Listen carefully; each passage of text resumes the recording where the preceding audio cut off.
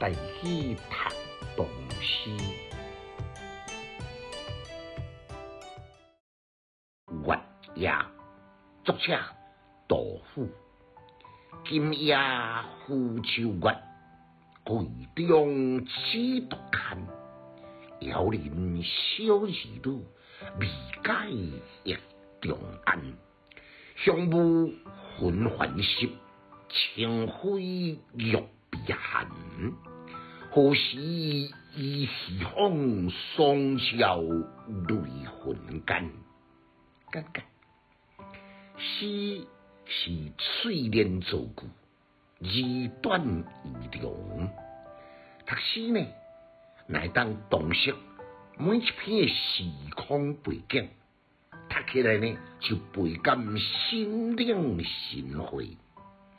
这首是天宝15年，安禄山已经占领长安，肃宗提任务来接位，忧国忧民的杜甫，匆匆忙忙将伊车手呢安置在陕西湖州安全之所，12万分的火急，要到任务来辅助肃宗重行，哪会知事与愿违？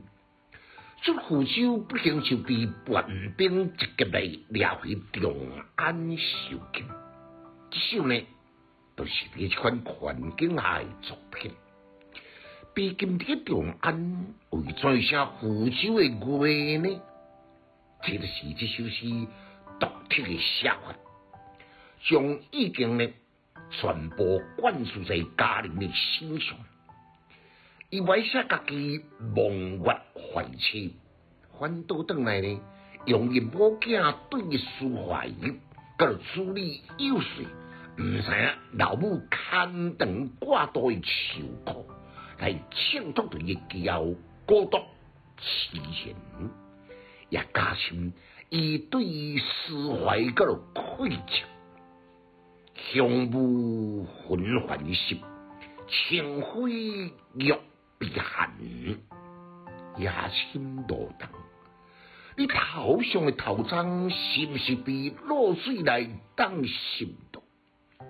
月光如丝，身上是不是被秋风吹得个冷叽叽呢？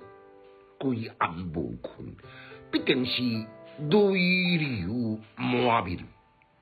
何时依稀风霜照泪痕干？要等到什么时阵？咱两个人才当斗阵双双来踢开汤围，共同斗阵来仰望明月，互月光来照达咱两个人眼中的泪痕。思故清丽，迄个情呢更加浓厚。虽然王杜甫实古不化，这首月夜呢，也个受后来诗评家来评定是封建时代感人最深第一封有血有目屎情诗。